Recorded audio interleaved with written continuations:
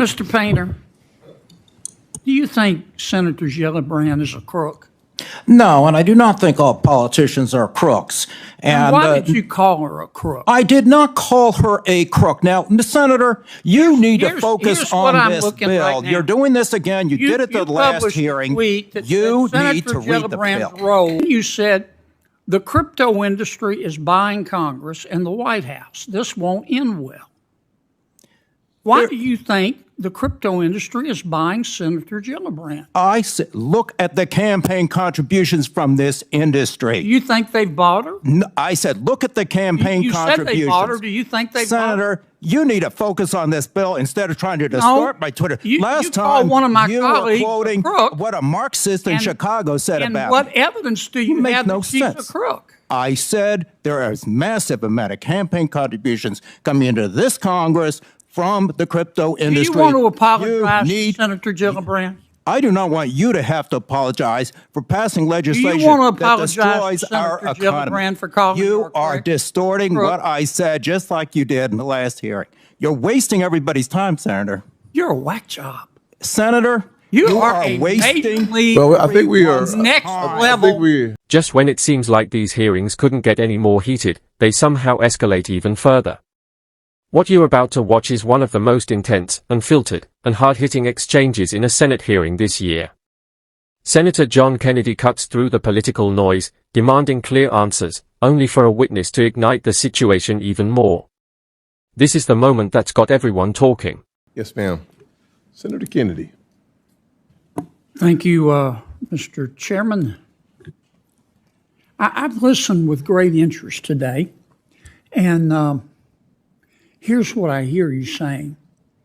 The four folks to my left, I hear you saying that digital assets are different. Digital assets hold great promise. Digital assets need special rules. I agree with that. The obvious question is, what should those rules be, and to what extent should we allow you to draft them? I've also heard some of you say that digital assets represent the next generation of the internet. Well, we let the current generation of the internet draft their own rules, and frankly, it looks like what we got as a result looks like somebody knocked over a urine sample. Congress can't even agree on basic legislation dealing with privacy on the internet. How the hell are we going to tackle this? But I hear what you're saying. I hear Mr. Painter, as usual, if you follow him on social media, you know, all politicians are crooks. Very helpful.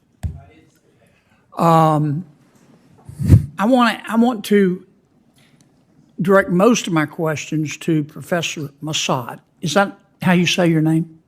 Massad. Mr. Massad. We don't know, we in Congress and our staffs don't know as much as the professionals in digital assets know. And I don't see how we can possibly catch up. Tell me more about your idea of having the SEC. Well, first, I don't want to run out of time here, but why is the digital assets industry so scared of being regulated by the SEC? Well, I think we need to step back, Senator. Briefly, please.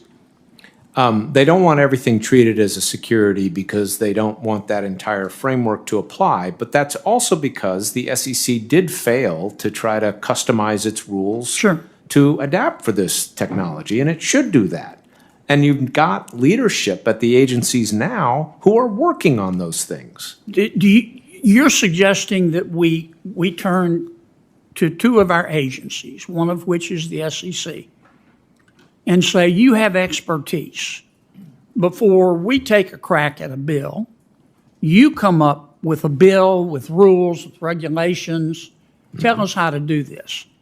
Because I hear you saying in some cases digital assets are commodities, in some cases they're securities. Congress needs to fill the gap, which is if it's not a security, who's going to create a regulatory framework for it? So you do need to fill that. But these questions about exactly which is when is it a security, when is it not a security, how do we customize the rules, what should we do about DeFi, a lot of that should really be left to the agencies. You could establish some principles, but I wouldn't write detailed rules. Have you looked, Professor, at Congressman Hill's legislation? I have in detail. What do you think? I think it's got a lot of problems. I think it's 236 pages of regulatory arbitrage opportunities for creative lawyers, and I used to be one that did that kind of stuff.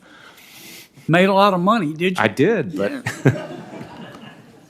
Mr. Painter, do you think Senator Gillibrand is a crook?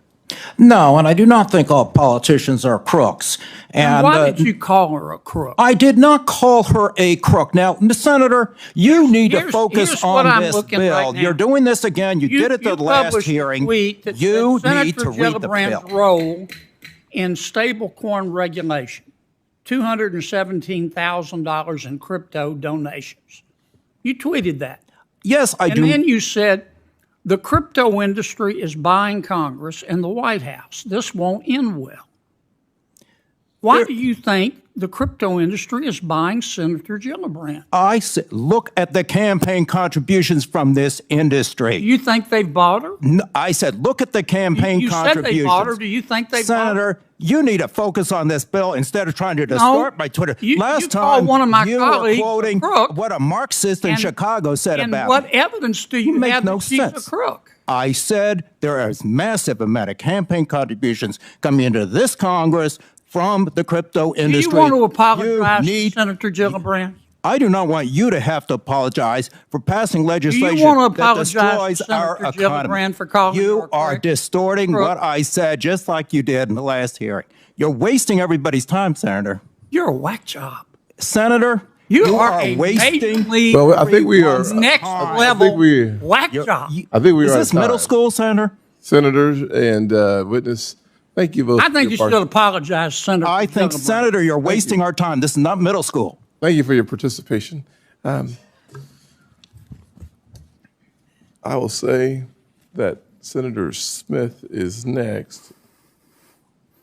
The floor is yours. Thank you. Thank you. Thank you very much, Mr. Chair. You have to understand the frustration. All day, Senator Kennedy sat through vague promises about crypto needing special rules. He didn't disagree, but then came the real question, who actually writes them? He pointed straight at the elephant in the room. We let big tech write its own rules for the internet, and that experiment failed. Congress can't even handle basic digital privacy, so how are they supposed to take on something this complex? He wasn't grandstanding. He was asking for clarity, openly admitting Congress is behind.